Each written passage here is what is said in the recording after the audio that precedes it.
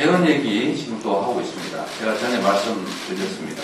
개헌 필요하죠. 대한민국은 이 5년 단임제라고 하는 이 기형적 제도 때문에 대통령이 취임한 직후부터 레임덕이 시작됩니다. 재평가받을 기회도 없기 때문에 국정의 안정성이 없어요.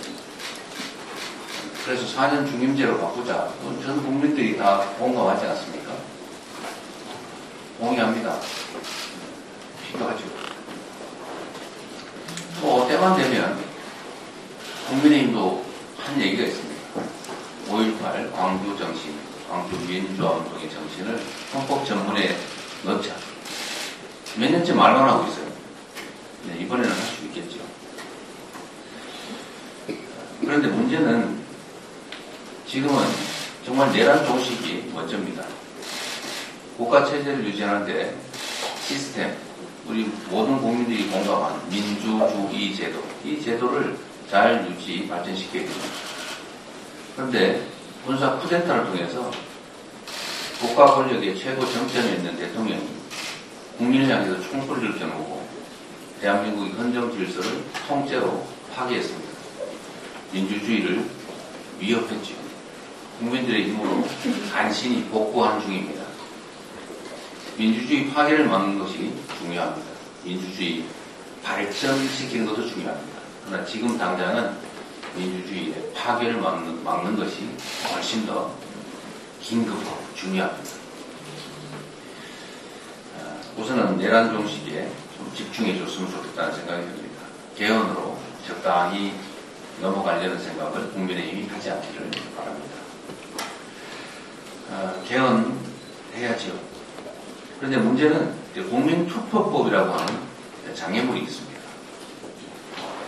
지금 현재 국민투표법상으로 사전투표가 허용되지 않기 때문에 동시에 이 개헌을 하려면 헌법 개정안에 대해서는 본투표일에만 할 수 있고 사전투표하는 사람은 사전투표장에서 개헌투표를 할 수가 없습니다. 그렇게 되면 과반수가 안 될 가능성이 매우 높죠. 그러면 국민투표법을 개정해야 되는데 이게 또 시한이 있어요. 거의 이번 주 안에 처리가 되지 않으면 실질적으로 60일 안에 대선과 동시에 개헌을 하기가 물리적으로 불가능하다고 합니다. 최선을 다해서 국민투표법 개정을 해보도록 노력하겠습니다. 만약에 국민투표법이 신속하게 합의돼서 개정이 되고 시행이 된다면 개헌이 물리적으로는 가능하게 되겠죠.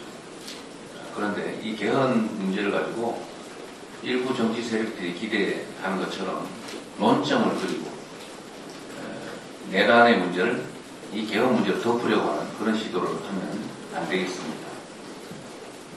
그러나 5.18 정신, 광주 정신을 헌법 전문에 게재하는 문제, 또 계엄을 요건을 강화해서 함부로 남용해서 친위 군사 쿠데타를 할 수 없게 하는 것, 이거는 국민님도 반대하지 않을 거라고 봅니다. 광주 5.18 정신 역시 권력자들에 의한 친위 쿠데타를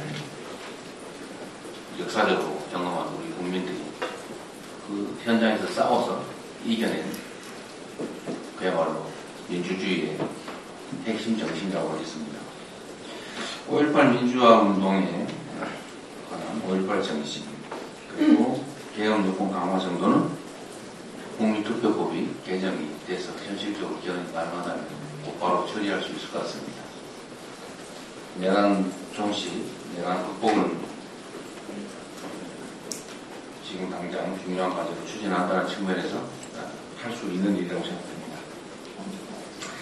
그 외에 대통령의 4년 연임제 또는 중임제, 또는 감사원의 국회 일반, 또 국무총리 추천제, 추천제도일, 또 결선투표제, 집자치분권 강화, 또 국민의 기본권 강화, 이런 것들은 매우 논쟁의 여지가 커서 실제로 결과는 못 내면서 논쟁만 독파되는, 어쩌면 국론분열의 원인이 될 수도 있습니다. 이런 복잡한 문제들은 각 대선 후보들이 국민에게 약속을 하고 대선이 끝난 후에 최대한 신속하게 개헌을 그 공약대로 하면 될 것 같습니다. 결론적으로 말씀드리면 지금은 개헌도 중요하지만 민주주의, 더 나은 민주주의도 중요하지만 민주주의의 파괴를 막는 것, 파괴된 민주주의를 회복하는 것, 내란 극복이 훨씬 더 중요한 과제다라는 점에 초점을 맞춰주시기 부탁드립니다. 민주주의 회복력을 전 세계에 드높이 보여주는 국민 여러분께 거듭 감사드립니다. 이승만 이후 처음으로 국회는 국민께 드리는 감사문을 채택했습니다. 민주주의를 위한 우리 국민의 열정과 헌신은 세계 민주주의 역사의 모범으로 길이 남을 것이라 확신합니다. 재보궐선거의 원인을 제공한 국민의힘은 대선 후보를 낼 자격이 없습니다. 윤석열 파면에 따른 대통령 보궐선거에 무려 4,949억 4,200만 원의 비용이 소요된다는 국회 예산정책처의 추계가 있습니다. 국민의힘이 영치가 있다면 이번 대통령 선거에 후보를 내지 말아야 합니다. 이번 보궐선거는 국민의힘에게 전적인 책임이 있습니다. 국민의힘은 1호 당원 윤석열의 비상계엄 선포 이후 파면에 이르기까지 내내 윤석열을 비호하고 내란에 동조했습니다. 심지어 윤석열을 출당 등 징계조차 하지 않았습니다. 누가 봐도 명백한 내란 동조 정당이자 보궐선거에 가장 큰 책임이 있는 정당 아닙니까? 지난 21대 국회에서 재보궐선거 원인 제공에 대한 책임 및 제재 강화에 관한 법안이 모두 8건 발의됐는데 그중 7건이 국민의힘이 낸 것입니다. 자기 정당과 1호 당원의 잘못 때문에 치러지는 선거에 후보를 내지 않는 것이 국민에 대한 최소한의 도리입니다. 지난 대선 당시 윤석열의 선거법 위반 사건도 수사하고 기소해야 합니다. 윤석열이 선거법 위반으로 당선 무효형을 받기에 충분한 정황과 증거들이 차고 넘치게 쌓여 있습니다.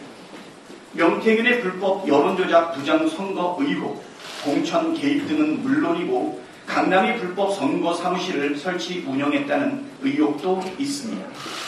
김건희가 구약성경을 모두 외운다고 했던 윤석열의 허위사실 공표 혐의도 야당에 들이댄 것과 똑같은 잣대로 기소해야 되지 않겠습니까? 만일 당선 무효형이 확정된다면 국민의힘이 대선 기간 지원받았던 397억 원의 보조금도 토해내야 합니다. 그것이 국민이 생각하는 공정이고 순리입니다.